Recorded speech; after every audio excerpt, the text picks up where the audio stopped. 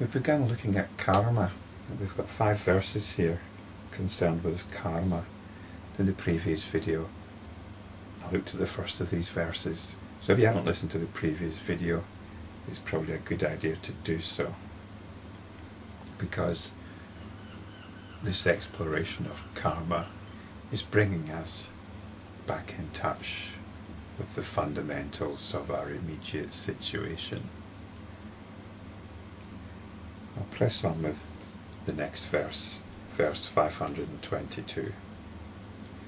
When this transformation takes place, the idea of matter is shaken off.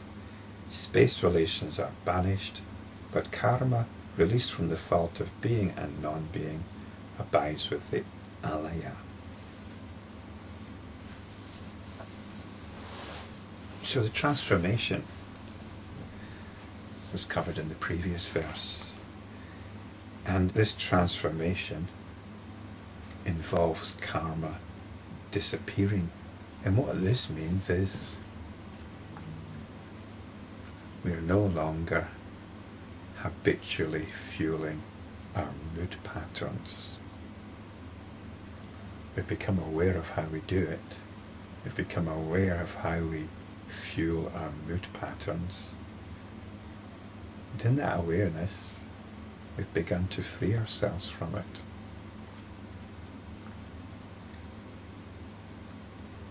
The transformation is spoken of as a transformation in the world of matter, the world of rupa.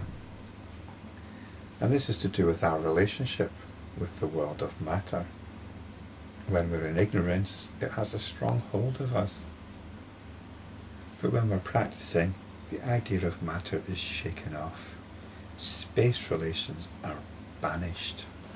Space relations are banished. The conventional understanding is that there's a big world out there with things in it, and these things are separated by space. This is what consciousness does, though. It creates this world of matter and space, just like it does in dreams. You can see this every night in your dream. Space is created, a world of matter is created. It's real. It becomes our reality for as long as the dream lasts. And in the same way, this so-called waking state of space and matter is real only to the extent that we buy into it. You might feel you've got no choice in the matter. But if you're an enlightenment practitioner, you've woken up to the essential insubstantiality of this so-called world of matter and space. It all exists within your awareness. Yes, your awareness. That is the prime fact. In Western thought, in conventional Western thought, for some reason, there's tremendous hostility to this fact. There's even arguments that there's no such thing as awareness. But of course there's awareness. Otherwise you couldn't be seeing or hearing anything. You couldn't be thinking anything.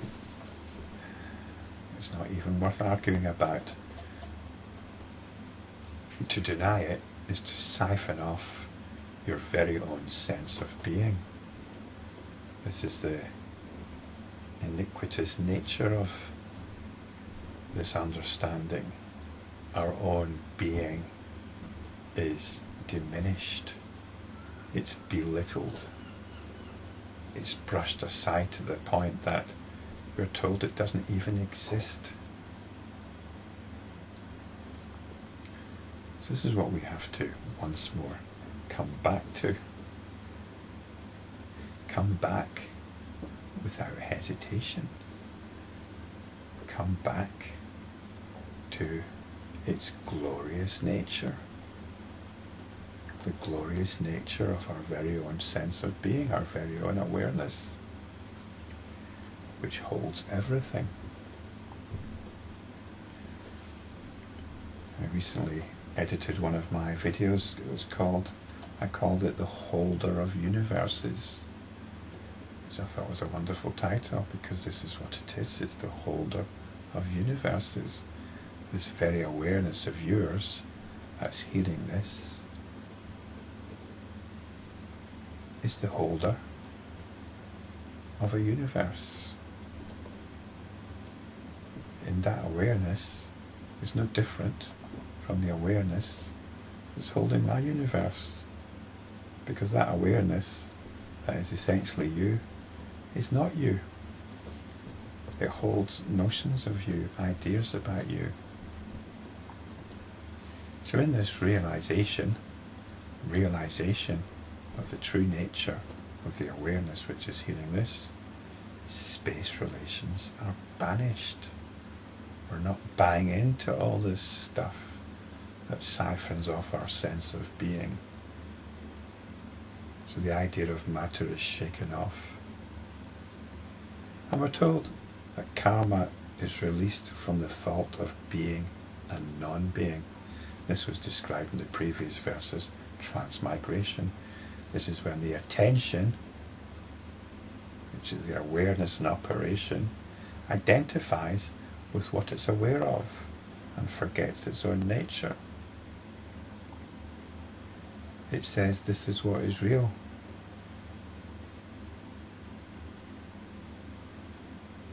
Awareness is non-being, and what awareness is aware of is being. You can understand it that way.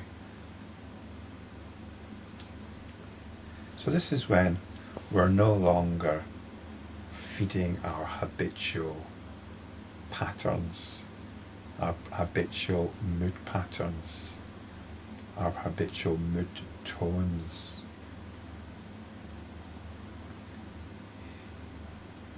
But the potential is still there. And that potential is part of consciousness. Consciousness wants to externalize itself. And that's what's referred to here as the Alaya.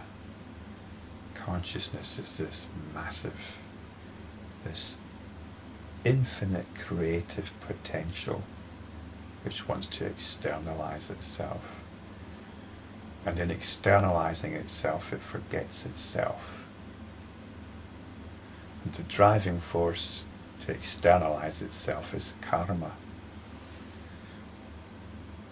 Once we realize this, we can come back to realization of consciousness once again. So these aren't simply ideas. This is something we have to see in ourselves. We can identify karma in ourselves. Karma is the most obvious when we're indulging a habitual mood.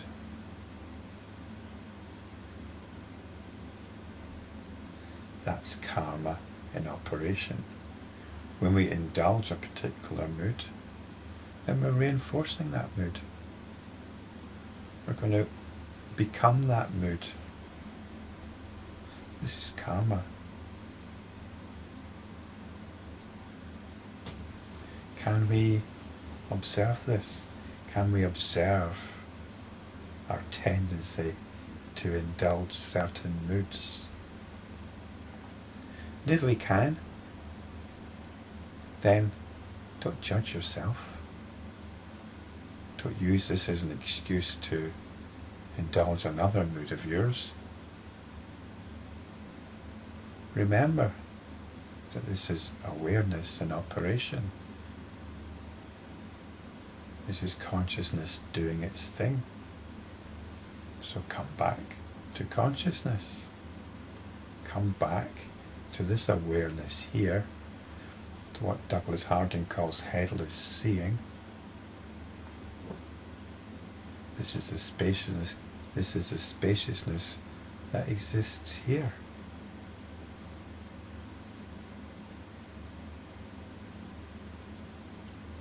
This is the spaciousness that is happening here. The attention isn't going anywhere. It's abiding here in a complete sense of being.